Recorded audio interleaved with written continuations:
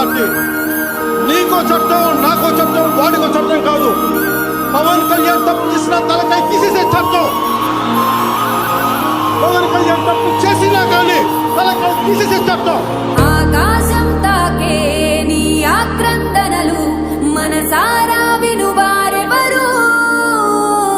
నిట్టూర్పున నలిగే నీ గుండెల దిగులు సవరించే మనవారెవరు? కళమారుతున్న జీవితం కలతలోకి జారెనా? కలలు కన్న కనులకు నీటి చెమ్మ తగిలెనా?